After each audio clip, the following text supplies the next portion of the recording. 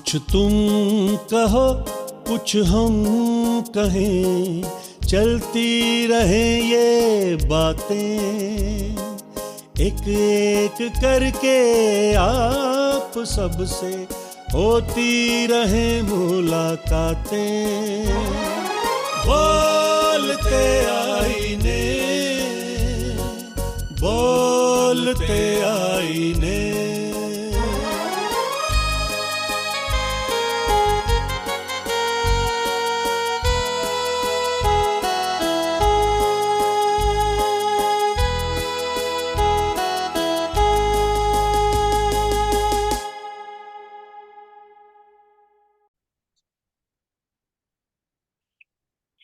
बोलते आने YouTube channel में मैं आपका दोस्त सैमसन डेविड। दोस्तों, आपको बहुत बहुत मैं स्वागत करता हूं, इस्तकबाल करता हूं। और सबसे पहले जितने भी दुनिया से नाजरीन जुड़े हुए हैं, एक बारी फिर से मैं एम्फेसिस ये करूंगा कि बोलते आने यूट्यूब चैनल का जो विशेष उद्देश्य है वो ये है कि हिंदुस्तान की तहजीब है जिसे हम सॉफ्ट पावर कहते हैं, इस सॉफ्ट पावर को हमने music, dance, theatre, fine arts, literature, human cultural values में संजोया हुआ है और पूरी दुनिया में इसका हम सेलिब्रेट करते हैं। एक विशेष शख्सियत को बुलाकर, उनसे गुफ्तगू कर कर, उनकी परफॉर्मेंस देख के, उनके विचारों को जान के। अभी तक इस YouTube चैनल ने तकरीबन 100 से अधिक प्रस्तुतियां दी हैं, स्ट्रीम करी हैं एपिसोड्स, और उसी श्रृंखला में आज एक बहुत ही खास तबला नवाज और गुरु जो तबले में हैं, डॉक्टर राहुल स्वर्णकार साहब, जो कि doctor Hari Singh Gaur central university से हमारे साथ जुड़ गए हैं। तो बहुत बहुत आपका इस्तकबाल और अभिवादन डॉक्टर राहुल जी। बहुत बहुत शुक्रिया सर, नमस्कार। और सभी दर्शकों को मेरा प्यार भरा अभिवादन, अभिनंदन, नमस्कार। प्रोफेसर राहुल साहब, ये बताइए कि अभी तो आप, जैसे मैंने अभी अपने नाजरीन को बताया कि डॉक्टर हरि सिंह गौड़ विश्वविद्यालय जो कि सेंट्रल यूनिवर्सिटी है, उस पे आप तबले की शिक्षा भी देते हैं और आपकी पीएचडी इटसेल्फ जो कि एक तबला में है, और उसका जो उन्वान है या मौजू है वो स्वतंत्रता प्राप्ति के पश्चात तबला एकल वादन शैली में आए परिवर्तनों का विश्लेषणात्मक अध्ययन मध्य प्रदेश के विशेष संदर्भ में आपने किया है। और उसके अलावा आपने यूजीसी के लिए काफी काम करा है, मूक के कोर्सेज चलाए हैं, ऑनलाइन एजुकेशन में करा है, लेक्चर डेमोन्स्ट्रेशन वर्कशॉप करी हैं, और तबले के अंदर अलग अलग घराने हैं, उनके क्या सिस्टम्स हैं, और जो अभी कंटेम्पररी जिसकी उतार चढ़ाव तबले में आए हैं उसके बारे में आपका बहुत ज्यादा अच्छा एक गूढ़ अध्ययन है। उन तमाम चीजों के साथ में बातचीत करूंगा। और आपके बारे में अपने दर्शकों को ये भी बता दूं कि आप ने कई लोगों से, जो कि गुणी लोग हैं, तबला आपने सीखा। विशेष नाम मैं जरूर बताना चाहूंगा, जैसे पंडित विभूति मलिक जी, लेट पंडित छोटेलाल मिश्र जी, पंडित राम कुमार मिश्र जी, लेट पंडित राम स्वरूप रतूनिया जी, पंडित देवेंद्र वर्मा। तो ये अलावा इसके आप काफी घूमे फिरे हैं, इंटर यूनिवर्सिटी यूथ फेस्टिवल्स या दूसरी कल्चरल ऑर्गेनाइजेशन या नेशनल ओपन यूथ फेस्टिवल, अलग अलग जगहों पे आपने निर्णायक या जज की भूमिका भी निभाई है सर। एक ऐसी बातें हैं जो कि मैं बोल सकता हूं, लेकिन धीरे धीरे हम बढ़ाएंगे बातचीत को, जैसे कॉन्फ्रेंसेस, सेमिनार्स, वर्कशॉप वगैरह वगैरह। तो आइए, सबसे पहले मैं डॉक्टर राहुल स्वर्णकार साहब से एक जो कि बड़ा ही मजेदार सवाल है, वो ये है कि सागर एक ऐसी जगह है, क्योंकि दुनिया से कई लोग जुड़े हुए हैं इस वक्त। मैं सागर गया हूं, लेकिन हिंदुस्तान में ऐसे लोग हैं, शायद उनको सागर का नाम बड़ा पसंद है, लेकिन पता नहीं कहां पर है और सागर किस लिए वहां की संस्कृति कैसी है। सबसे पहले बताइए कि आप सागर में बैठे, सागर कैसा लग रहा है, और सागर के बारे में कुछ बताइए। Thank you sir, respected David sir, और हमारे यूट्यूब चैनल के दर्शकों को मैं स्वागत करता हूं। और यह मेरे लिए बड़े ही सौभाग्य की बात है कि आज मुझे आपके साथ कुछ बातें शेयर करने का आपने मुझे अवसर दिया है। तो I am very happy to hear with you all audience सबसे पहले मैं बताना चाहूंगा कि सागर मध्य प्रदेश के बिल्कुल हृदय स्थल में, बिल्कुल सेंटर में अच्छा। एक जी जी जी डिस्ट्रिक्ट है। और सागर जाना जाता है अपनी तहजीब के लिए, प्यार मोहब्बत के लिए और अपनी बुंदेली संस्कृति के लिए। अच्छा। तो अच्छा। यहाँ की संस्कृति हमें प्यार मोहब्बत सिखाती है, संस्कार देती है। और जनरेशन कैसे चेंज हो रही है, उस संस्कृति को कैसे अडॉप्ट किया जा रही है, से रिलेटेड काफी पुरानी इसकी सभ्यता रही है।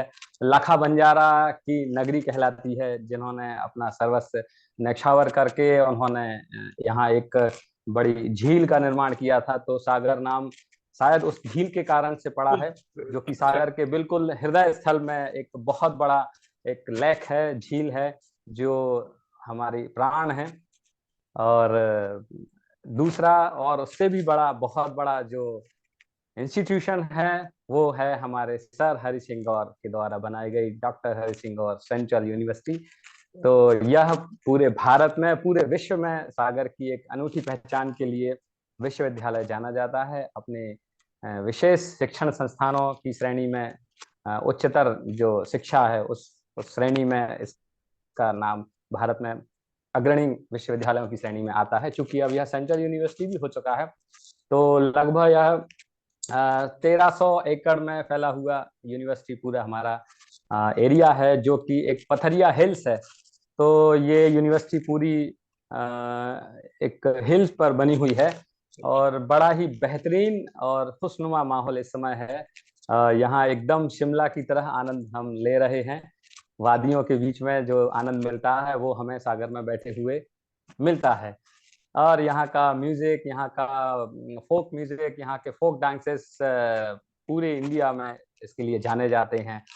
राई नृत्य है, जिसके लिए पंडित राम साहेब पांडे जी को इस वर्ष भारत सरकार ने पद्मश्री से भी अवार्ड किया है, जो कि हमारा बुंदेली नृत्य के रूप में जाना जाता है। तो इस तरह से बहुत सारे ट्रेडिशनल फोक म्यूजिक के लिए सागर जाना जाता है। क्लासिकल म्यूजिक की फील्ड में भी बहुत सारे विद्वान हमारे सागर में हुए हैं। उन्होंने भी अपनी क्षमता अनुसार, अपनी योग्यता अनुसार संगीत का प्रचार प्रसार यहाँ किया हुआ है। और उसी के पौध हैं हम, उसी के पौधे हैं, उसी श्रृंखला को कोशिश कर रहे हैं उसको आगे बढ़ाने की। और आप जैसे लोगों से मिलकर, प्रेरणा पाकर हम लगे हुए हैं। जी सर। बहुत अच्छा लगा, और आपने काफी कुछ बता दिया एक छोटी सी एक परिचय के अंदर। बल्कि एक जगह मैं थोड़ा सा सोच रहा था कि मुझे बहुत ही थोड़ा सा मालूम है, लेकिन आपको विस्तार से मालूम होगा, लेकिन हमारे विश्व भर से जो लोग जुड़े हैं उनको जरूर जानना होगा और चाह भी रहे होंगे कि भाई ये बुंदेली संस्कृति, बुंदेलखंड, बुंदेल बार बार नाम आ रहा है, इसके बारे में थोड़ा सा बताइए कि क्या सांस्कृतिक धरोहर और इनकी बिल्कुल बिल्कुल। बुंदेला एक फैमिली हमारे यहाँ रही है, जो कि एक फ्रीडम फाइटर कहलाते थे। तो इन लोगों की यह बसाई हुई बस्ती एक रही है। एक हमारे एक गढ़पहरा एक स्थान है। तो जब अंग्रेजों के साथ युद्ध चल रहा था, उस समय वो एक हिल्स हुआ करता था, वहां से चौकसी की जाती थी। वहां से दुश्मनों को रोकने के लिए एक हिल पर एक महल बनाया गया था। तो जो राजा थे वहाँ हमारे यहाँ के, तो वो उन्होंने एक महल बनाया हुआ था। और उसके बीच हमारे यहाँ एक परकोटा एक स्थान है, जहाँ आजकल पुलिस ट्रेनिंग कॉलेज भी उसको कहा जाता है। तो यहाँ के लोगों ने, बुंदेला साम्राज्य ने मिलकर, और छत्रसाल, राजा छत्रसाल जो बुंदेलखंड के शासक रहे हैं, उन्होंने मिलकर, बुंदेलाओं के साथ मिलकर अंग्रेजों से काफी युद्ध लिया और उनको अपने एरिया में नहीं घुसने दिया। उसमें सैकड़ों लोगों ने अपनी कुर्बानी भी दी। तो ऐसे बुंदेला, राजा बुंदेला जो थे, बुंदेली संस्कृति के लिए जाने जाते हैं। तो वह एक बुंदेलखंड के नाम से भी प्रसिद्ध है, जिसका कि अपना एक कल्चर है, अपना एक विशेष खान पान है, अपनी एक संस्कृति है, अपना एक पहनावा है, जो बताता है कि बुंदेलखंड की क्या खासियत है। जी। अच्छा प्रोफेसर राहुल, ये भी बताइएगा कि आपको हम देख रहे हैं कि आपके सामने तबले का सेट रखा हुआ है, और Correct. आज की जो विशेष आपसे गुफ्तगू है वो तबले पे ही आधारित हम ज्यादा रखेंगे, क्योंकि इसमें पूरा जीवन आपने समर्पित किया है। सबसे पहला प्रश्न हमारा जो कि इस कन्वर्सेशन में है वो ये होगा कि प्रोफेसर, आपने जो संगीत की शिक्षा चाइल्डहुड से या बचपन से प्राप्त की, तो ऐसा क्या था कि आपको तबले के प्रति रुझान पैदा हुआ विशेष, और पारिवारिक आपको सपोर्ट कैसे मिली और किस तरीके से आप इस दिशा में बढ़े? जैसा कि इससे पहले मैं चर्चा कर रहा था कि सागर संस्कृति के लिए जाना जाता है, सागर हमारे मंदिरों के लिए भी जाना जाता है, और सागर को एक मिनी वृंदावन के नाम से भी प्रसिद्धि प्राप्त हुई है। तो हमारा जो पुराना जो सागर है, जहाँ के हम मूल निवासी रहे हैं, वहाँ मंदिरों का बड़ा एक एरिया है, जहाँ लगभग 1000 के आसपास पूरे शहर में बीचों बीच कई सारे मंदिर हैं। तो वहाँ मंदिरों में सेवा होती है संगीत के द्वारा, गाने बजाने से, भजन के द्वारा, गाना बजाना करके हर समय। तो एक जो सेवा होती है भगवान की, ईश्वर की, मेरा बचपन इन्हीं मंदिरों में, इन्हीं गलियों में बीता। और मेरा ननिहाल, चूंकि सागर के पुराने क्षेत्र से मैं बिलोंग करता हूँ, तो बिहारी जी की ऐसी कृपा है कि मेरा पूरा बचपन उनके चरणों में ही बीता, और मेरे घर में भी यह माहौल, सांस्कृतिक माहौल, मुझे धार्मिक माहौल और एक आध्यात्मिक माहौल शुरू से मिला। तो वो सारी चीजें मुझे काफी प्रेरित करती थी। और रात रात भर हमारे यहाँ महफिलें होती थी, जो प्राचीन जो फोक ट्रेडिशनल म्यूजिक होता है, और रात रात भर भगवान की पूजा होती है। और विभिन्न ओकेजन्स पर, जैसे नवरात्र में या अलग अलग त्योहारों पर पूजन पाठ होता है, जन्माष्टमी पर, तो इस तरह से बहुत सारे फेस्टिवल्स हम सेलिब्रेट करते थे। तो वहाँ उनके साथ मेरा उठना बैठना काफी रहा। फिर मुझे लगा कि शायद मैं इस चीज को मैं कुछ और गहराई से समझ पा रहा हूँ, जो एक सतही नॉलेज होता है उससे हटके भी शायद मुझे कुछ ऐसा कुछ महसूस हुआ कि इसमें मुझे कुछ जानना चाहिए। तो हमारे यहाँ सागर में आदर्श संगीत महाविद्यालय है, जो कि पहले खरागढ़ यूनिवर्सिटी से एफिलिएटेड था। अच्छा। आजकल यह राजा मान सिंह तोमर ग्वालियर से एफिलिएटेड कॉलेज है। अच्छा। तो यह मध्य प्रदेश का काफी प्राचीन महाविद्यालय है।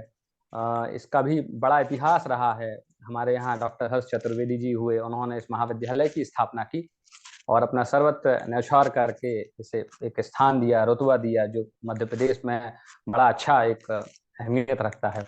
तो वहाँ मेरे पहले गुरु श्री विभूति मलिक जी, जो कि तबले के लेक्चरर के रूप में आए हुए थे सागर, और ये भी दरभंगा का जो ध्रुपद घराना है वहाँ से बिलोंग करते हैं, और खैरागढ़ से वो अपना शिक्षण लेके पंडित मुकुंद भाले जी के अंडर में उन्होंने अपना मास्टर्स किया। उसके बाद वो सागर आना हुआ उनका। तो मेरी मुलाकात उनसे हुई। किसी ने मेरा हाथ पकड़ के वहाँ ले जाकर और मुझे वहाँ छोड़ दिया कि ये इस बच्चे को आप देखिए। तो वहाँ से एक दौर चल निकला, और मेरा स्कूल जो हुआ वो भी गवर्नमेंट हाई सेकेंडरी स्कूल सागर से ही हुआ। लेकिन मिडिल क्लास तक शायद मैं अपने आप को संभाल पाया स्कूल में, कि पूरा टाइम मैं दे पाया। फिर एक जो गंदा बच्चा होता है, 9th क्लास के बाद से मुझे स्कूल रास आना थोड़ा थोड़ा कम हो गया। तो वो एक वीकर्स की श्रेणी में शायद मुझे रखा जाता था, लेकिन मैं अपनी ही दुनिया में रहता था। तो अमूमन ये होता था कि मैं स्कूल निकलता तो रोज था, लेकिन थोड़ी देर स्कूल होने के बाद फिर मैं, हमारे एक वॉलीबॉल हुआ करती थी, तो वो मैं भाग जाता था वहां से। तो ये भी मैंने बड़ा गंदा काम किया। उसके बाद मैं थोड़ी देर रेस्ट करके, और लगभग 3 बजे से 4 बजे से मैं महाविद्यालय पहुंच जाया करता था। और जो हमारी 3 बजे से लेकर 4 बजे से रात 8 बजे तक घनघोर रियाज होता था वहां से जो संस्कार पड़े, तो वो मेरी लाइफ का एक टर्निंग पॉइंट रहा कि मुझे ये संस्कार मिले। और विधिवत जो शिक्षा होती है मैंने श्री विभूति मलिक जी से प्राप्त की। और उसके पश्चात जब कॉलेज लाइफ मेरी शुरू हुई, तो उस समय मैं मैं मेरी ही यूनिवर्सिटी में मैंने दाखिला लिया, डॉक्टर हरि सिंह, और यूनिवर्सिटी में म्यूजिक डिपार्टमेंट में वहाँ प्रोफेसर अलकनंदा पलनीतकर जी थी मैम, अब तो रिटायर हो गई हैं वो। जी। तो वहाँ मुझे ग्रेजुएशन मैंने एडमिशन लिया, लेकिन उसके साथ मेरी जो जो जो भूख थी वो मुझे खींच ले गई बनारस। अच्छा। और तहजीब की नगरी, संगीत की नगरी बनारस में मैं, मेरे पास कोई बैकग्राउंड नहीं था, ना कोई सपोर्ट था, और जस्ट मैं बनारस पहुंच गया। तो वहाँ मुझे दर्शन हुए पंडित छोटेलाल मिश्र जी के, जो जो वेरी गुड। भगवान है, ईश्वर हैं। तो हाँ। उनका आशीर्वाद मिला। उन्होंने मुझे तहजीब सिखाई कि तबला या संगीत गाना बजाना एक अलग बात है, और संस्कार और तहजीब को कैसे हमें निभाना चाहिए, वहां से मुझे सीखने को मिला। तो काफी कम टाइम के लिए ही मैं वहां रह पाया, लगभग 2 साल मैं गुरु जी के पास रहा। लगभग हर संडे सैटरडे वहाँ क्लास होती थी, और वो जीवन बनारस का जो गुरु शिष्य परंपरा का है वो भी मैंने जिया। गुरु जी की डिमांड हुआ करती थी, क्योंकि वो चूंकि फीस तो लेते नहीं थे, हाँ। देवता तुल्य लोग। तो उनका एक अदब का एक तरीका होता था कि चौराहे के पास, दुर्गा कुंड के पास उनकी उनकी फेवरेट फिक्स पान की दुकानें हुआ करती थी, जी। जहां गुरु जी के नाम से उनके पान फेमस थे, कि जो भी शिष्य जाते थे तो वहाँ वो जगह फिक्स थी। वो भी मुझे दिखाया गया कि गुरु जी के घर जाने का रास्ता यहाँ से शुरू होता है। तो उनका आशीर्वाद है, मैं जाता था वहाँ, और बाकायदा जो बीड़ा होता है बनारसी पान, वो गुरुजी का लेके 5-7 पान लेके जाया करता था, और दिव्य पुरुष की तरह वो बैठे होते थे, उनके चरणों में प्रणाम करके उनको पान में अर्पित करता था, और लगता था मैंने सब कुछ समर्पित कर दिया, क्या बात। ऐसा भाव था। तो वो कुछ समय चला, लेकिन दुर्भाग्य रहा कि फैमिली कुछ प्रॉब्लम्स ऐसे हुए, मेरी माँ का स्वास्थ्य काफी गड़बड़ रहने लगा, और थोड़ा सा भावुक भी हो जाता हूँ, क्योंकि वो एक टाइम पीरियड ऐसा है मेरे जीवन में। मेरे फादर ने मुझे बिना बताए, he was SDO in treasury office, Madhya Pradesh में रायसेन एक जिला है, वहाँ एसडीओ थे। तो अच्छा। उन्होंने उन्होंने बिना सोचे समझे मुझे सूचना दिए। उस समय मोबाइल फोन ये सारा कुछ नहीं चलता था, मैं महीनों में आसपास फोन किया करता था कि मैं ठीक हूँ, हालचाल घर में ठीक है। इसी बीच माँ का स्वास्थ्य ज्यादा गड़बड़ हुआ, तो पिताजी ने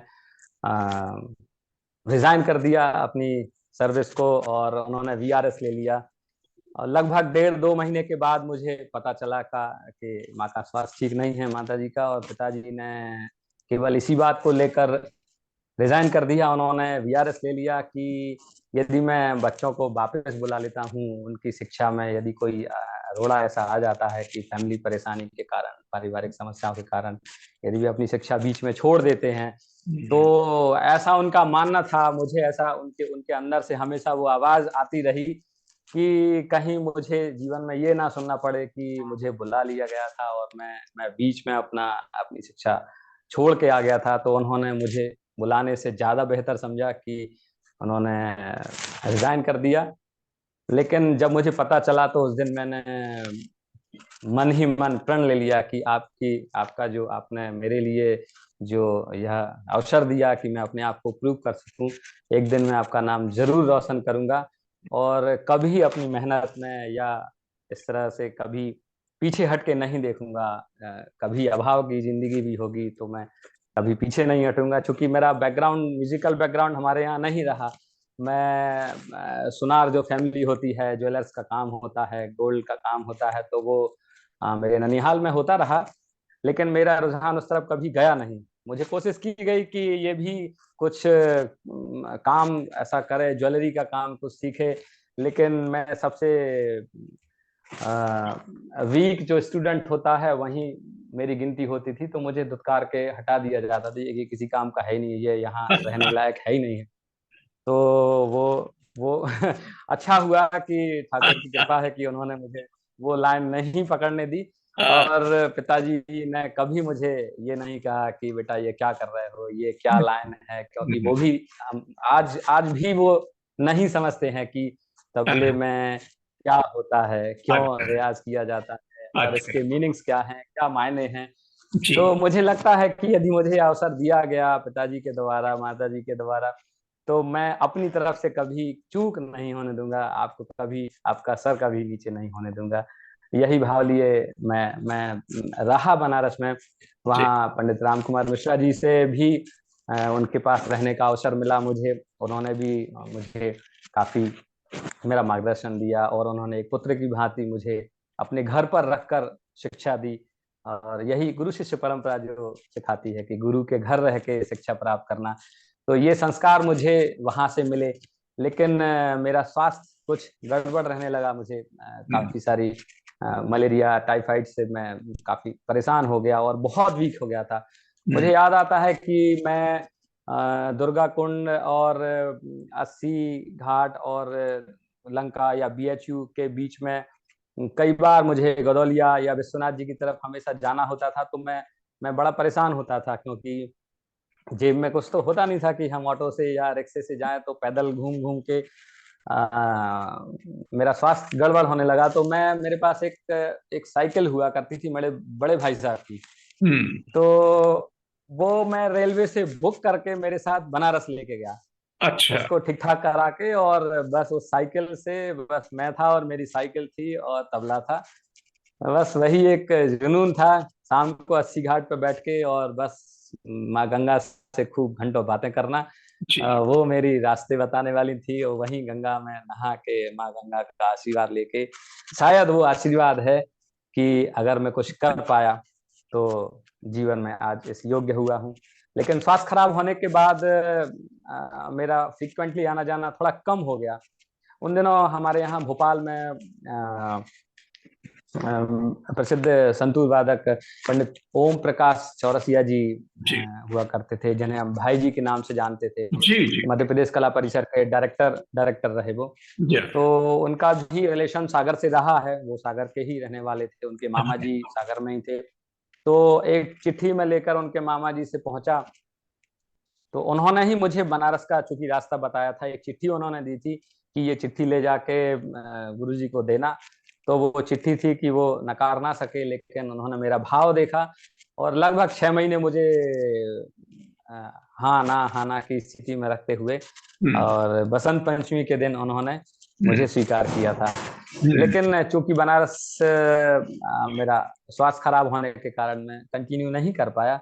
हम्म। फिर भोपाल में आया तो मुझे फिर मेरे गुरु स्वर्गीय पंडित राम स्वरूप रतौनिया जी, उनके दर्शन हुए और बस उनके चरण मैंने पकड़ लिए। और तब से अनवरत रूप से गुरु जी के जाने तक मैं हमेशा उनका गुलाम रहा, उनकी जी। सेवा की और जो कुछ उनसे मिल पाया उसको मैंने सिरोधार्य किया। और लगभग 15-20 साल के लगभग मैं उनके पास रहा। हम्म। तो उनके संस्कार बराबर मुझे मिले और भोपाल में लगभग 10-12 साल उनके पास ही मेरा रहना हुआ। और घनघोर रियाज करना उन्होंने सिखाया। तबले की जो सीख है, तबले की जो तहजीब है, तबले की जो जो सोच है, जो जी। रियाज पद्धति है, जो अभ्यास परंपरा है, अकम्पनीमेंट है, जी। उन्होंने मुझे बहुत सिखाया। और काफी सारे आर्टिस्ट को सुन के, प्रोग्राम सुन सुन के फिर मैंने अपने आप को धीरे धीरे संभाला। फिर उसके बाद कुछ ऐसी चीजें हुई, गुरुजी का ट्रांसफर हो गया ग्वालियर, क्योंकि वो रेडियो स्टेशन में थे डायरेक्टर, तो उनका ग्वालियर ट्रांसफर हुआ। फिर मेरे पास दूसरा रास्ता नहीं बचा कि अब गुरुजी का ट्रांसफर हुआ है तो क्या किया जाए। जी। तो उन्होंने मेरे सर पर हाथ फेरा और बोले, बेटा जीवन बहुत है, नजर उठा के देखो। तो बड़ा कष्टकारी रहा वो समय जब गुरुजी से बिछड़ा मैं। फोन पर बात होती थी, अब बीच बीच में आते थे गुरुजी, तो भोपाल में रहता ही था। तो मैं इंदौर म्यूजिक कॉलेज में, चिमन बाग में है गवर्नमेंट म्यूजिक कॉलेज, वहाँ उन दिनों तबले की पोस्ट निकली हुई थी, गेस्ट फैकल्टी, तो वहाँ मेरा सिलेक्शन हो गया। तो गुरुजी ने कहा, नहीं बेटा जल्दी जाओ, जरूर जाके वहाँ ज्वाइन करो, ये तुम्हारी लाइफ में गेम चेंजिंग यू टर्न होगा तुम्हारी लाइफ में। और फिर मैं गया वहां से, फिर अभी पीछे मुड़ के तो नहीं देखा। फिर मैं सेंट्रल स्कूल केंद्रीय विद्यालय के लिए मेरा सिलेक्शन हुआ। तो एक नया टारगेट मुझे मिला, being a PRT music teacher. मैंने केंद्रीय विद्यालय ज्वाइन किया। चेन्नई रीजन में उन दिनों मेरी पोस्टिंग हुआ करती थी। मदुरई के नजदीक एक विरुद्धनगर, एक छोटी सी जगह थी, वहाँ मुझे तमिलियंस के बीच में रहने का मौका मिला। तमिल संस्कृति को जाना मैंने, तमिल लैंग्वेज को सीखा, वहाँ के कल्चर को सीखा। और शायद वही ट्रेनिंग थी कि उन दिनों लगभग 2013 में मैंने यहाँ अप्लाई किया हुआ था सागर यूनिवर्सिटी में। तो केंद्रीय विद्यालय की ट्रेनिंग, गुरुओं का आशीर्वाद हुआ कि यहाँ जब मैंने इंटरव्यू दिया तो फर्स्ट राउंड में फर्स्ट रैंक के साथ मेरा सिलेक्शन हुआ। और यूजीसी में इंटरव्यूज हुए तो मेरा सिलेक्शन हुआ, और मुझे विश्वास ही नहीं हो रहा था कि ये, क्योंकि मैं इंटरव्यू में भी शायद ना पहुंच पाता, ना मुझे एनओसी दी जा रही थी ऑफिस के द्वारा। उन दिनों काफी विवाद की स्थिति हुई कि आप नहीं जा सकते हैं, लेकिन मैं गया, मैंने इंटरव्यू चेस किया, और फिर एक बार हुआ कि गुरुओं का आशीर्वाद काम आया और मेरा सिलेक्शन सागर यूनिवर्सिटी में, जिस यूनिवर्सिटी में पढ़ा, आज वहाँ सेवा देने का अवसर मिल रहा है। तो सर्वत्र मेरा तबले को ही समर्पित है, बच्चों के साथ ही मेरा पूरा दिन गुजरता है। कभी यदि मैं डिपार्टमेंट यदि नहीं जाता हूँ मेरे बच्चों के साथ, स्टूडेंट के साथ, तो शायद लगता है कि आज बहुत कुछ मैंने खो दिया। तो कभी बहुत विकट परिस्थितियों में, विपरीत परिस्थितियों में ही शायद ऐसा होता है कि मैं बच्चों के साथ ना रहूं। अदरवाइज सारा दिन मेरा डिपार्टमेंट में ही गुजरता है बच्चों के साथ रियाज करते हुए। गुड। अच्छा, ये बताइए, बड़ा विस्तृत रूप से आपने जो शुरुआती जीवन बताया हम सबको, बड़ा अच्छा लगा। अब बड़ा संक्षिप्त में मैं ये चाहूंगा कि प्रोग्राम जैसे आगे बढ़ रहा है, एक ये बताइएगा कि तबले का सेट सामने रखा हुआ है और इसका जो हम देख रहे हैं गोलाई में है, इसके बीच में काली स्याही है, दूसरा सफेद रंग है, जी जी, रस्सियां लगी हुई हैं। ये एक जो आम आदमी है उसकी नजर से आप कुछ बताइए कि ये इसका हिस्टोरिकल पर्सपेक्टिव बताइए, तो कि अब मैं बड़ा संक्षेप में मैं बता दूं। पार्ट कौन कौन से वो बताइए। बिल्कुल बिल्कुल बिल्कुल। सबसे पहले मैं बताना चाहूंगा कि जो क्लासिफिकेशन ऑफ इंस्ट्रूमेंट है, तबला एक परकशन इंस्ट्रूमेंट है, हम सभी जानते हैं, अवनद्य वाद्य की श्रेणी में आता है। वैसे जो 4 प्रकार के वाद्य होते हैं, अवनद्य, तंत्र, घन और सुशिर, तो तबले को अवनद्य की श्रेणी में रखा जाता है। परकशन इंस्ट्रूमेंट जो कि चमड़े से बने हुए वाद्य होते हैं, इसकी अपनी एक विकास यात्रा है। बड़े शॉर्ट में मैं बताता चलता हूँ कि लगभग 3री-4री शताब्दी में जब नाट्य शास्त्र लिखा गया आचार्य भरत मुनि के द्वारा, तो उन्होंने त्रिपुष्कर वाद्य की संकल्पना अपने नाट्य शास्त्र में बताई, जो नाट्य के लिए उपयोग किया जाता था। ऐसा एक वाद्य था ऊर्ध्वक और आलिंगिक, जो कि ऊर्ध्वाकार होते थे, जिनका आकार मुख जो है वो ऊपर की आसमान की ओर होता था। और तीसरा जो वाद्य था आंकिक, जो कि अंक में गोद में रख के बजाया जाना वाला जो इंस्ट्रूमेंट था। तो ये त्रिपुष्कर का ही एक विकसित स्वरूप है। कालांतर में धीरे धीरे धीरे धीरे इसके आकार प्रकार में परिवर्तन आते शुरू हुए, और लगभग हर काल में कहीं ना कहीं संगीत के साथ ही इसको जोड़ा जाता गया हमेशा। कभी इसको मुगल काल में इसको तबल शब्द से नवाजा गया, जो कि ईरानी, पर्शियन, सुमेलियन संस्कृति के अवनद्य वाद्यों से मेल जोल खाते हुए रहा, तो वहाँ की संस्कृति से नाम लेके इसको तबल के नाम से भी जाना गया। और कई लोग कहते हैं कि पखावज के दोनों हिस्सों को लेकर काट के 2 हिस्सों को बजाया गया, वहां से तबले की शुरुआत हुई। कई लोग मानते हैं कि सूफी जो संत थे हजरत अमीर खुसरो, उन्होंने तबले को एजाज किया। तो बहुत सारी ऐसी बातें हैं जो बताती हैं कि तबला हर समय, हर एक काल में कहीं ना कहीं संगीत का एक महत्वपूर्ण एक हिस्सा रहा है। लगभग 14वीं-15वीं शताब्दी के आसपास ख्याल गायकी जब शुरुआत होती है, तो वहाँ ध्रुपद से कन्वर्टेड होकर जब ख्याल गायकी शुरू हुई, तो पखावज से तबले का रुझान जो है ख्याल गायकी के लिए उपयुक्त माना गया, और तबले को एक मेन इंस्ट्रूमेंट के रूप में संगीत जगत में स्थान मिला। पर कभी तबला ऐसा इस आकार का नहीं था। और इस टोनल क्वालिटी का तबला जो है वो 17वीं 18वीं सदी के आसपास उस्ताद सिद्धार खां, जो कि दिल्ली के निवासी थे और दिल्ली घराने के संस्थापक भी माने जाते हैं, उनको सुधार खां के नाम से भी जाने जाते हैं। तो उन्होंने तबले की टोनल क्वालिटी में बहुत कुछ काम करना शुरू किया। उन्होंने स्याही का यूज किया सबसे पहले।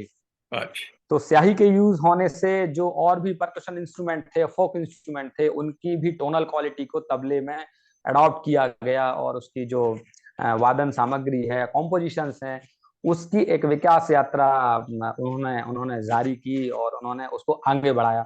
तो ये जो वर्तमान स्वरूप है, उसके जनक या उसके प्रणेता जो हैं वो उस्ताद सिद्धार खां ही माने जाते हैं।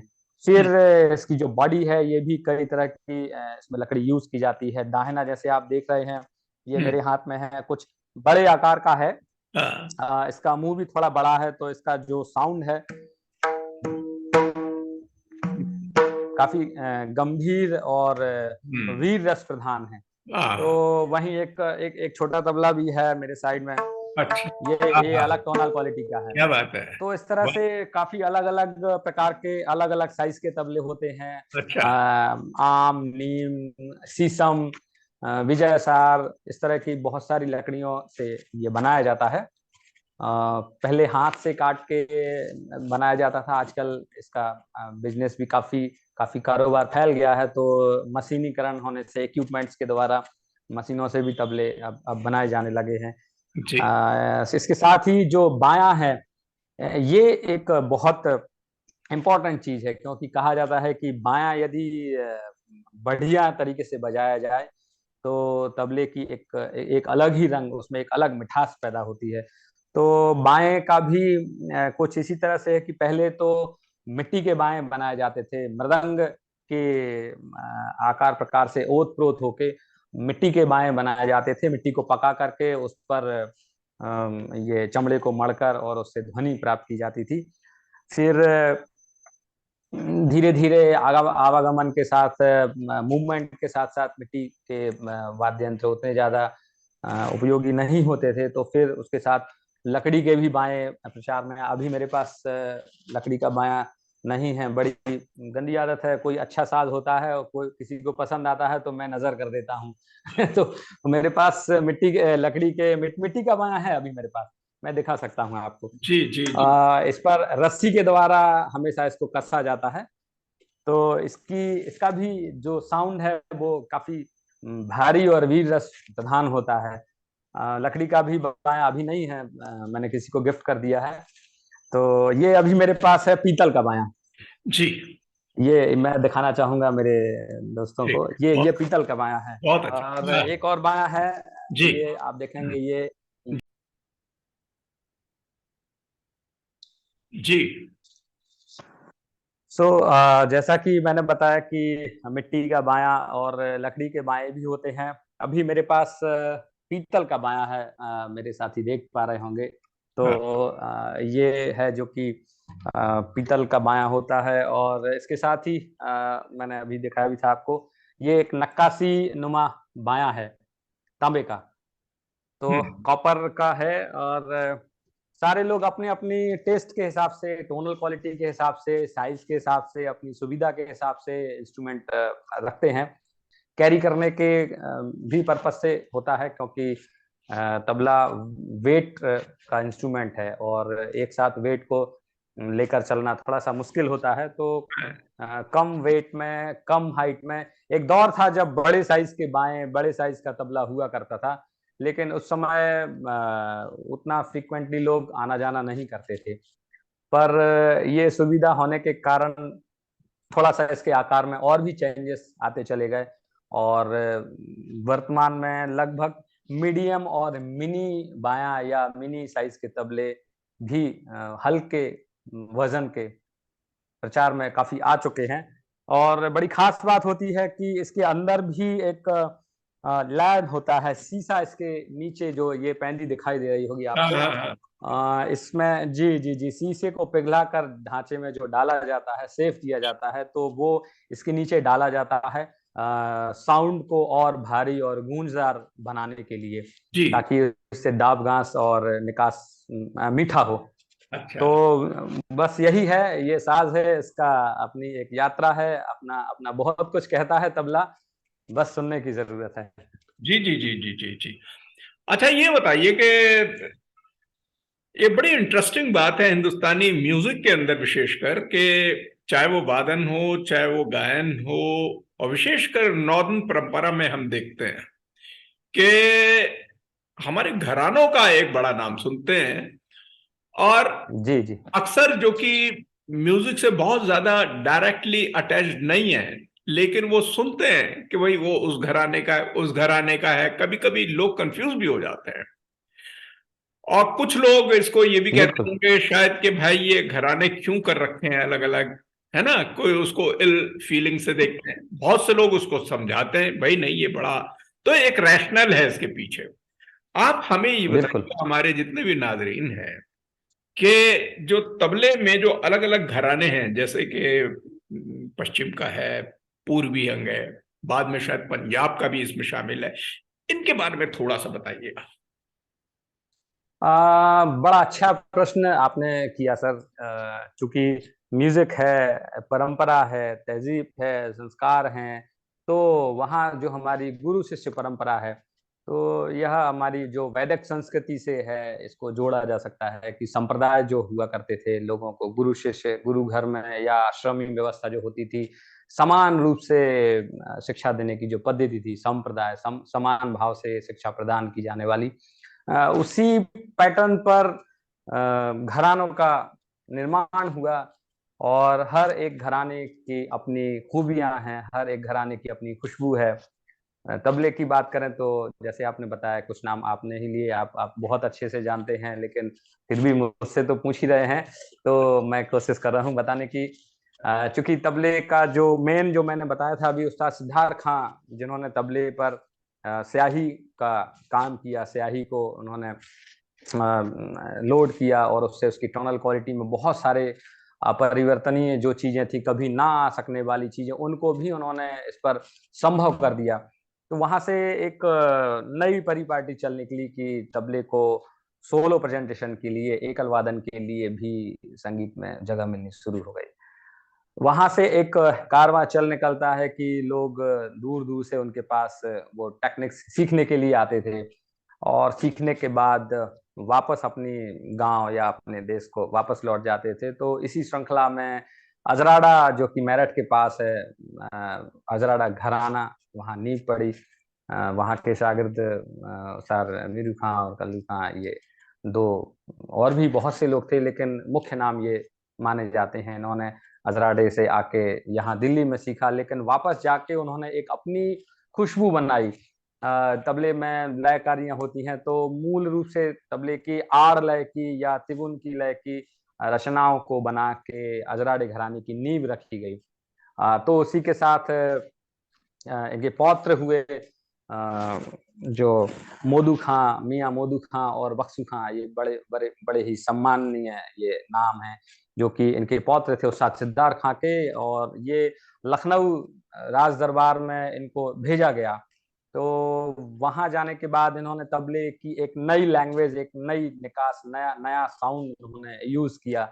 और चूंकि लखनऊ राज दरबार अदब के लिए जाना जाता है, साथ साथ लखनऊ जो क्षेत्र है वो कथक नृत्य के लिए बहुत प्रचलित है।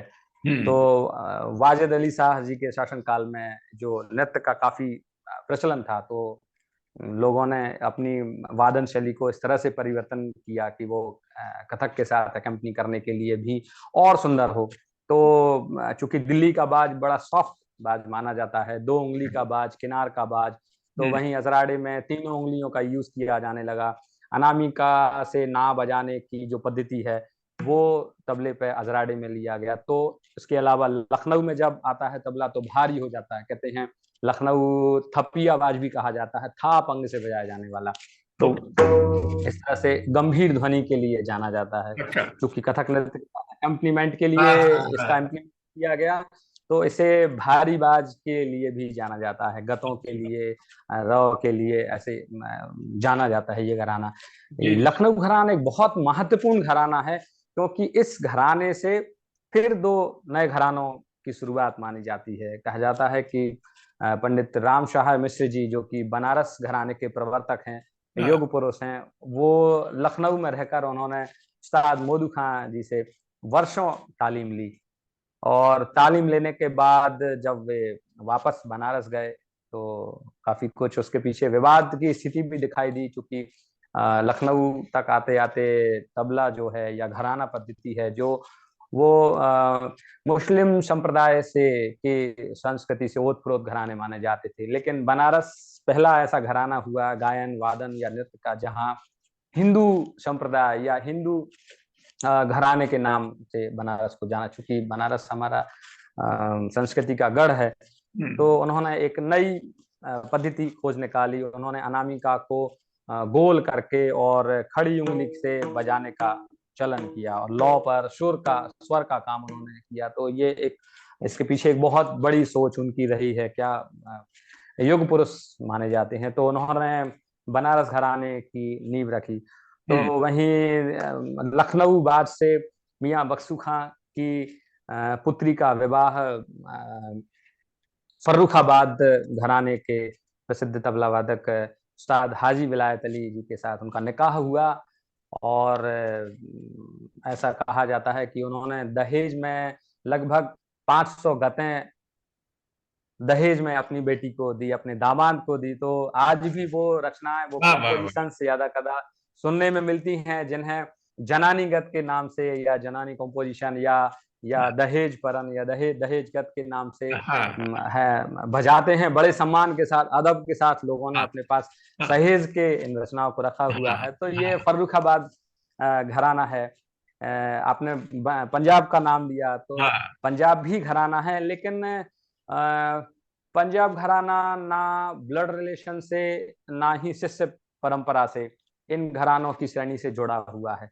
पंजाब लगभग पखावज के समय से चलता आ रहा एक घराना है, जिसमें पखावज के ही बोलों को तबले पर बंद करके बजाने की प्रथा उन्होंने शुरू की।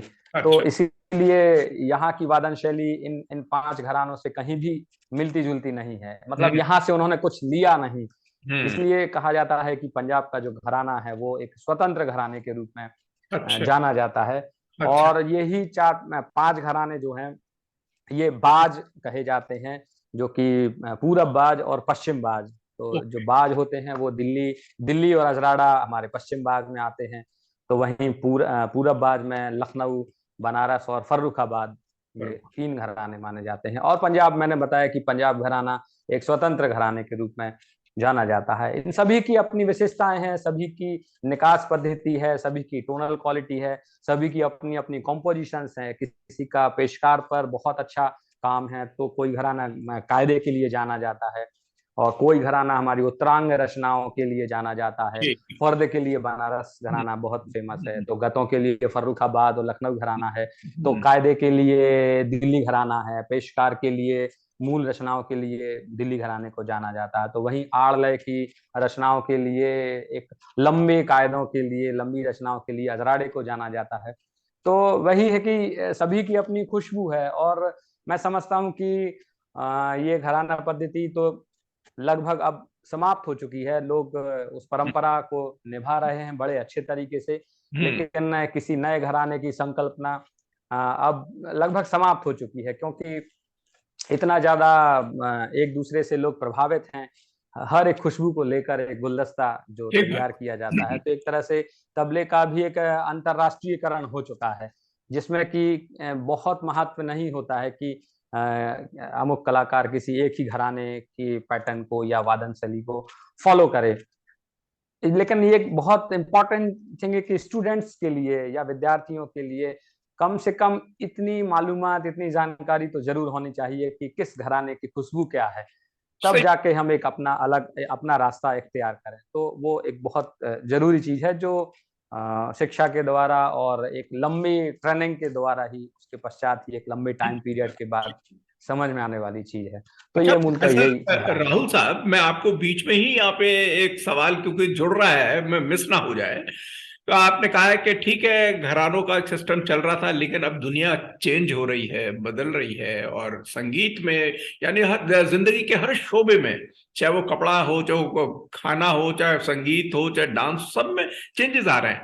ये कुछ नयापन जो है, इस पे बारे में भी कुछ बताइएगा कि तबले को लेकर जो है, इस पे भी कुछ चेंजेस आ रहे होंगे कंटेम्परेरी, उसके बारे में। और बड़ा मजा आ जाएगा अगर आप छोटा छोटा, जैसे लग्गी है, कायदा है, रॉ है, थोड़ा थोड़ा प्रस्तुतिकरण भी कुछ बताइए, क्या क्या नया आ रहा बिल्कुल। है कंटेम्परेरी वर्ल्ड में।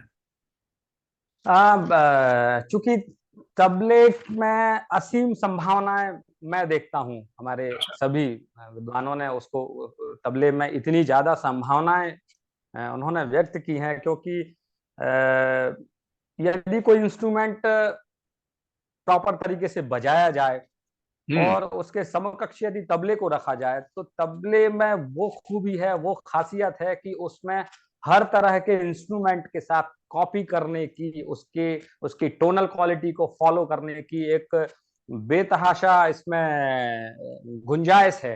तो अच्छा। इसकी, हाँ, मेनली जो लय का इस पर काम होता है, वो हर एक इंस्ट्रूमेंट की, चाहे वो इंडियन इंस्ट्रूमेंट हो, चाहे वो वेस्टर्न इंस्ट्रूमेंट हो, उसके आकार प्रकार को, उसकी ध्वनि को सुनकर स्टंप और उसके जैसा व्यवहार करने में, फ्रीक्वेंटली यदि कोई इंस्ट्रूमेंट करंट में है, तो वो सिर्फ और सिर्फ तबला है। तो ये इसमें तो, अपार संभावनाएं अच्छा ये मैं बताओ देखता हूँ। प्रोफेसर राहुल साहब, आपकी बात चल रही है लेकिन हर बात में नई बात आ रही है। यहाँ पर एक बड़ी बात आ जाती है, जो आपने ये अभी छोड़ा यहाँ पर, कि इसमें उपज का काम बहुत ज्यादा हो जाता है, इसका मत जहां तक मैं समझ रहा हूँ, क्योंकि आपके वक्तव्य से, बिल्कुल बिल्कुल सर। तो ये सारी के बिल्कुल उपज जो है, बिल्कुल। नया इम्प्रोवाइज करके एकदम वहीं पर ही दिखा देना, बातचीत को इम्प्रोवाइज करना, ये तबले में खास है। इन तमाम पे आप ये बिल्कुल डालिए और बिल्कुल। परफॉर्म भी कीजिए छोटा छोटा। यदि उपज को देखते हैं, तो तबला एक पोएट्री है, काव्य अच्छा। है। अरे वाह वाह। और जिसने यदि इसको, इसकी इसकी लैंग्वेज को, इसके काव्य को समझ लिया, तो तबला एक गीत की तरह हो जाता है। कहते हैं इमेजिनेशन है, कि कल्पना है। किसी किसी, हाँ हाँ, कल्पना है, उपज है, अपने भावों को तबले की लैंग्वेज में हाँ व्यक्त करना। हाँ तो हाँ। तबला हमसे बात करने लगता है। क्या तो बात। ये तो रही बात उपज की। उपज। जैसे ही हम किसी किसी के भाव को सुनते हैं या साउंड को सुनते हैं, तो एक एक टाइम पीरियड के बाद हमारे मन में अचानक ही वे भाव उत्पन्न होने लगते हैं कि हम भी उसके जैसा करके दिखा सकते हैं। ठीक। और सीधा सा यही होता है कि यदि फ्लूट के साथ, सितार के साथ, या सरोद के साथ, या डांस के साथ तबला जब भी बजाया जाता है, तो कुछ भी पहले से कुछ कुछ भी सेट नहीं होता, लेकिन कहते हैं कि वाह, क्या खूब लोगों ने एक दूसरे को निभाया। तो हाँ ये जो निभाने वाली बात है, ये तबले में सही बात। बहुत, हाँ हाँ, ये इसकी लैंग्वेज की खुशबू है। हाँ तो हाँ कुछ लगी के बारे में आपने हाँ पूछा। हाँ, लग्गी पे बताइए। कुछ नयापन नयापन जो है, वैसे लग्गी पर भी काफी लोगों ने काम किया है, कुछ मैंने भी सोचने की कोशिश की है हाँ कि लग्गियों का, इसके इसके आकार प्रकार कैसे होते हैं। तो कायदा जो होता है, कायदे का ही जो उत्तरांग प्रधान जो एरिया होता है, जहाँ कायदा समापन होता है, जो जो उसका सेंटेंस पूरा होता है, वो एक एरिया होता है कि यदि हम उसको कंटिन्यूसली बजाते हैं, तो वो उसमें एक खाली भरी का सौंदर्य होता है। तो तबले में सबसे अच्छी खासियत होती है कि तबले में पुनरावृत्ति, रिपीटेशन की जो श्रृंखला है, ये ही इसके क्रमबद्ध विकास को, इसकी वादन शैली को, इसकी रचनाओं को आगे बढ़ने में सहायता देती हैं। तो लगी भी ऐसी ही चीज है कि यदि हम कायदे के एक किसी खास हिस्से को द्रुत लय में, स्पीड में बजाते हैं, तो वो एक लग्गी का रूप ले लेता है। ठीक है। तो ऐसे ही कुछ कुछ एक आधा मैं नमूना हाँ प्रस्तुत करना प्लीज चाहूंगा। प्लीज प्लीज, थोड़ा सा।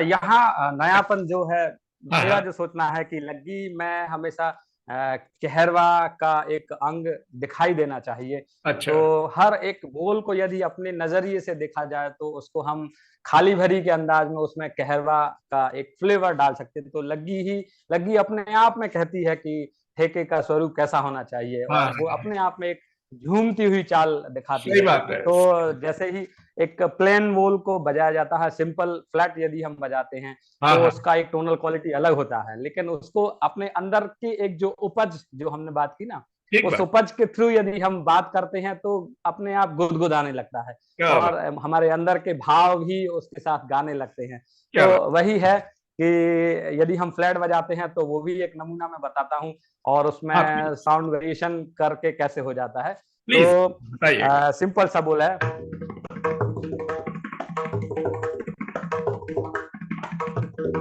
ये एक फ्लैट नमूना है, लेकिन जैसे ही हम इसमें गुदगुदाना चालू करते हैं तो बोलों को उलट पुलट के और हाँ, छंद दिखा के और बड़े सुंदर तरीके से उसका भी एक नमूना मैं दिखाता हूँ।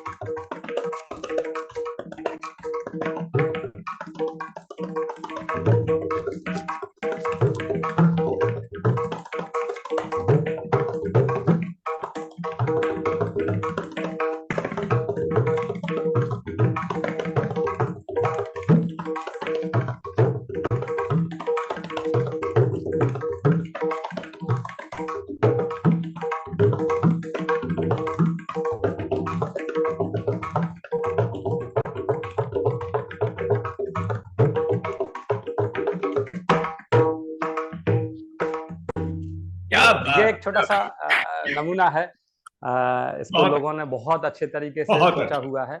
हम्म। जी जी जी। जी, जी, जी।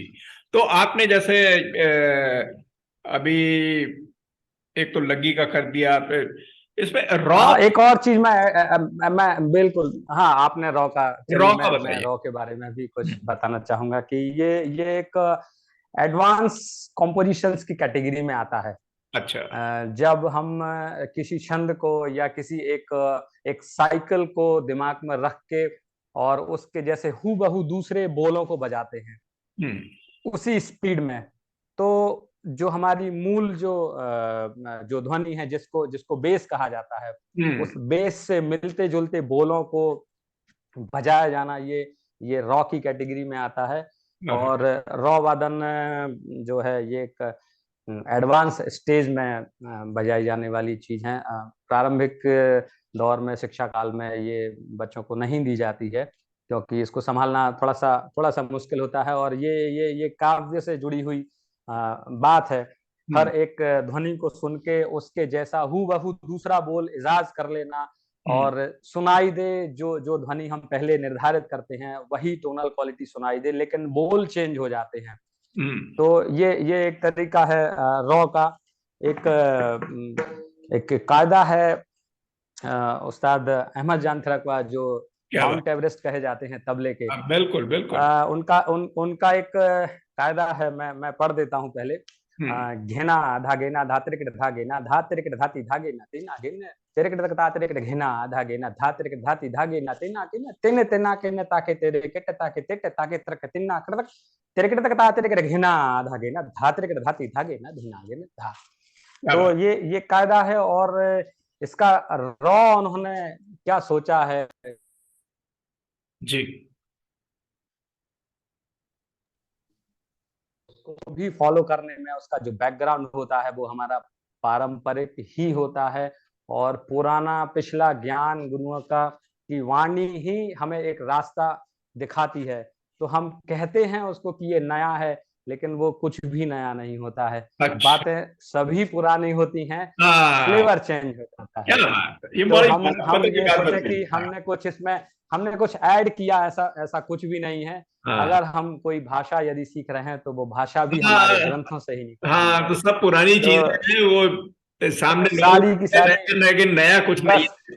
और ठीक है, आपका वे एक ऑफ प्रेजेंटेशन। तरीके का वो प्रस्तुत कर रहे हैं आप, मतलब नया कुछ, जी जी, सब पुरानी है। तो मैं कोशिश करता हूँ। प्लीज। बड़ी पारंपरिक और बड़ी क्लिष्ट रचना है। मैं कोशिश करता हूँ, निश्चित रूप प्लीज। से उसमें कुछ त्रुटियां होंगी तो आप जी गुणी लोग जी क्षमा जी, करेंगे। बिल्कुल बिल्कुल, बताइए।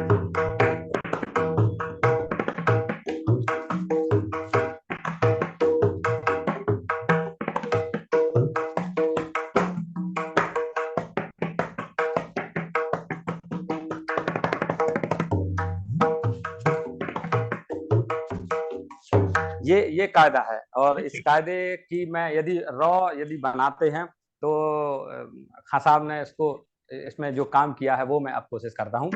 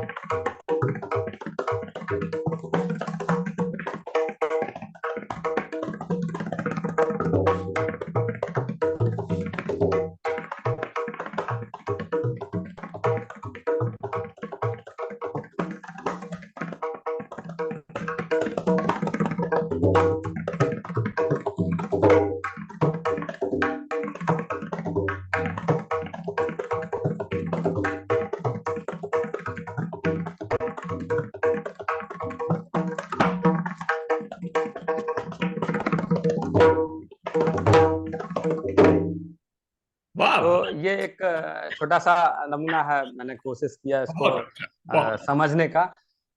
जी जी जी। और एक आध और जी, मैं सुनाना चाहूंगा, हाँ प्लीज एक छोटा प्लीज। सा नमूना।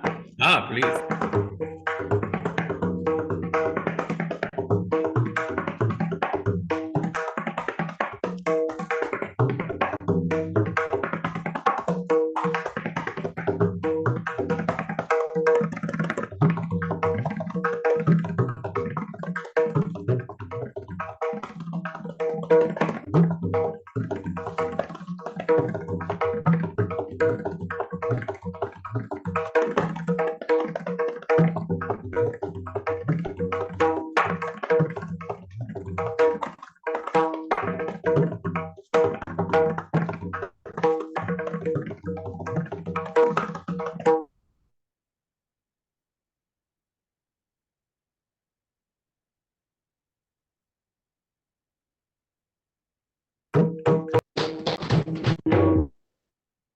वाह,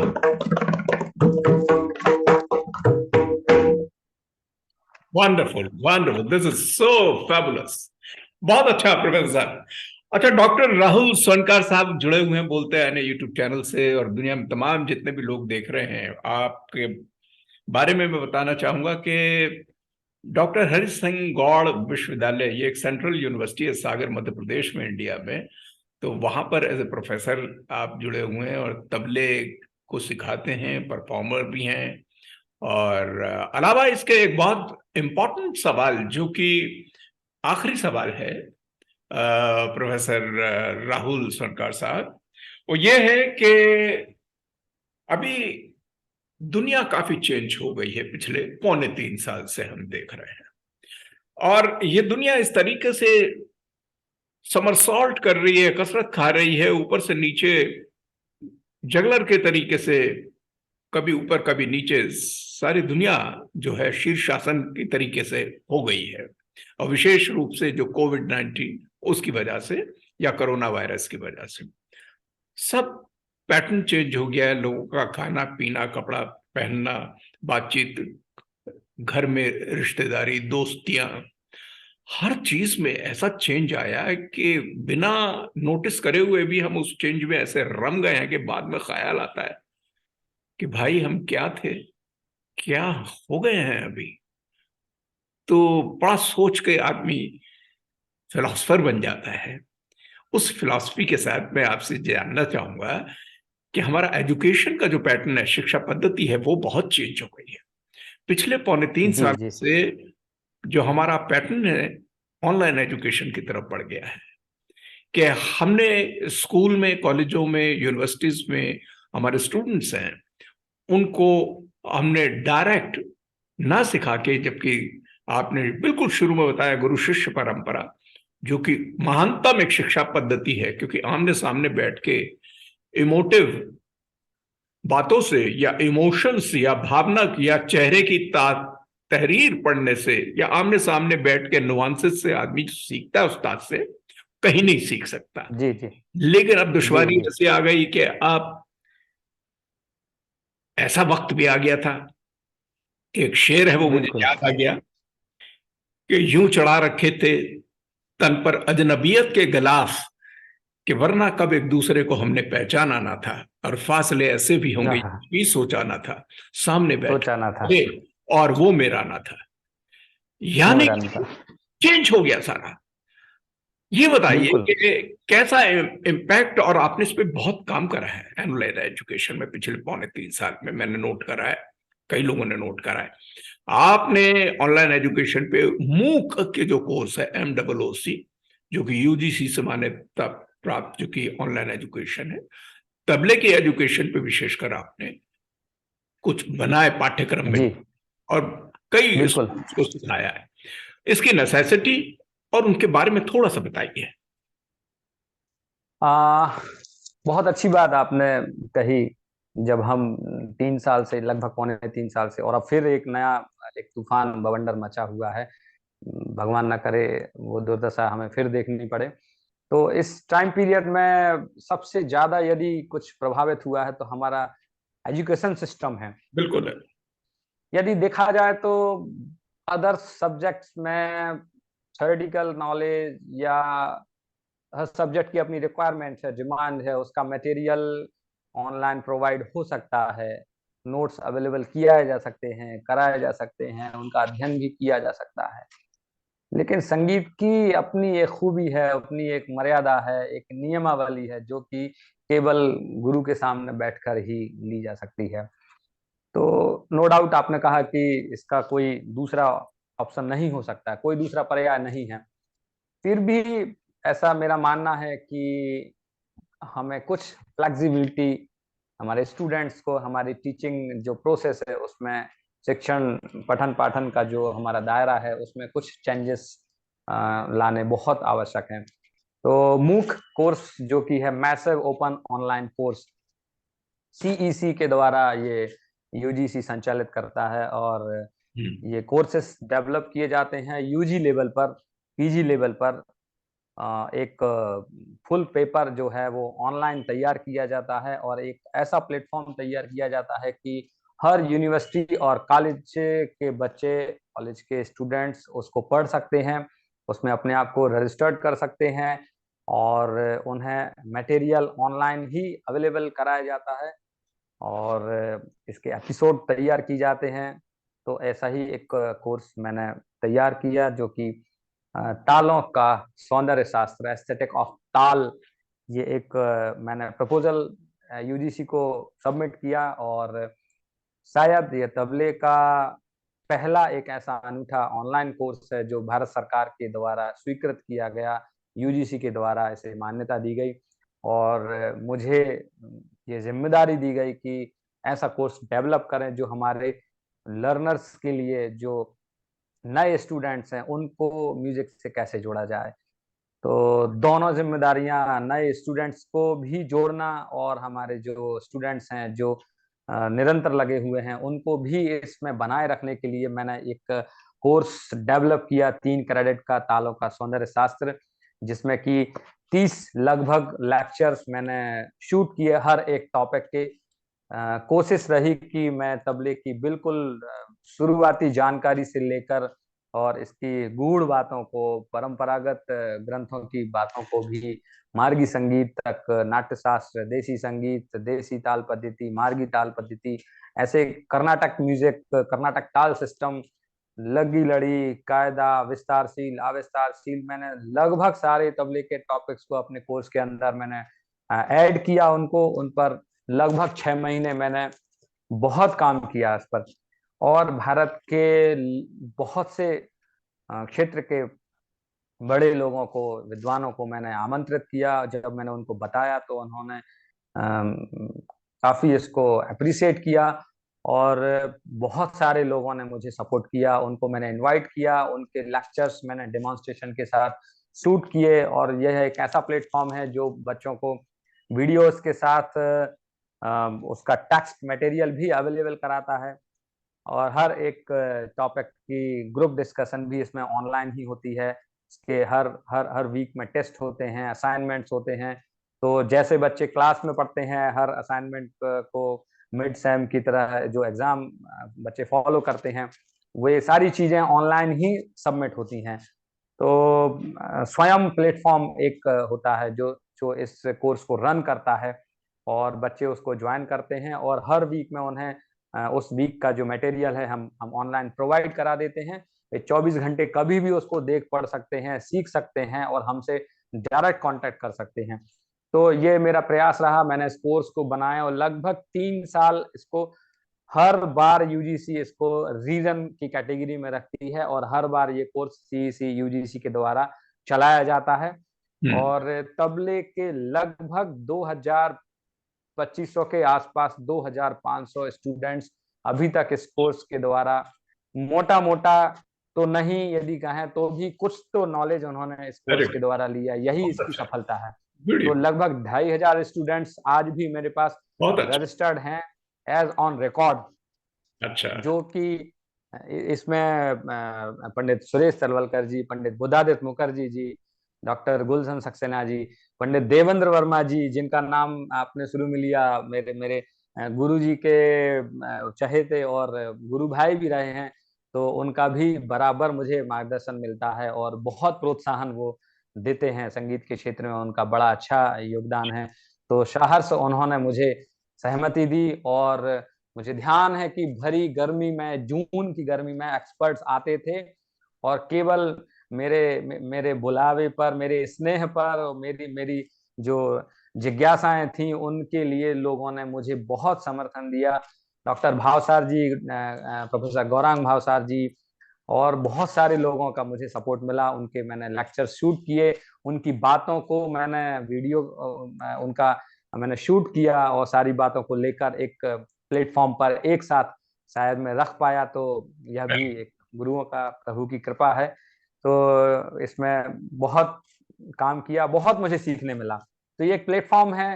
मुझे लगता है कि बीइंग अ टीचर हम सभी की जिम्मेदारी है कि हम केवल क्लासरूम में ही ना रहें, संगीत के प्रचार प्रसार में, ऑनलाइन क्षेत्र में, ऑनलाइन एजुकेशन में भी हम यदि अपना योगदान देते हैं, अदर सब्जेक्ट्स की तरह कंधे से कंधा यदि मिलाते हैं, तो हमारा म्यूजिक भी, इसका जो फ्यूचर है वो कहीं और ऊंचाई पर हम देख पाते हैं।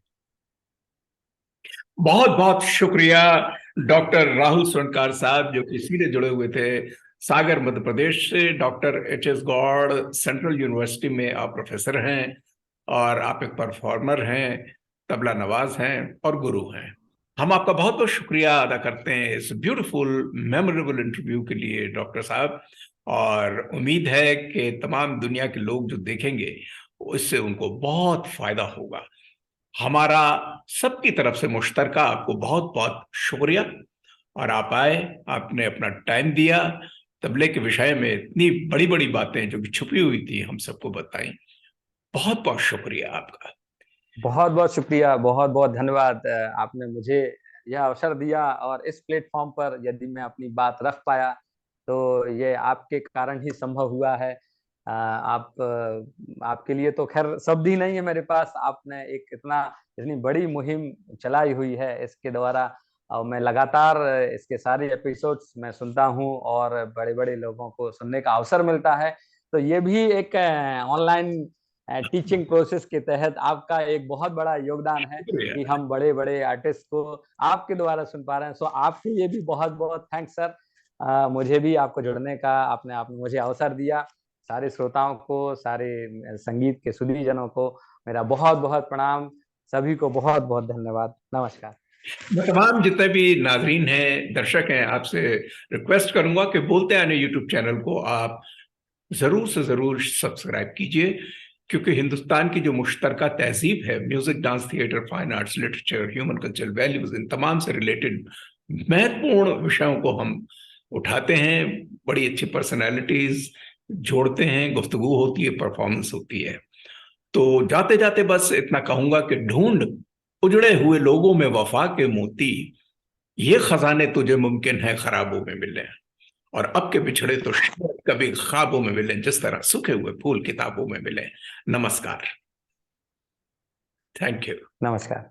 Thank you.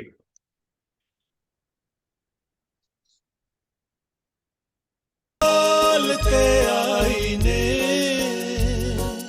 बोलते आईने।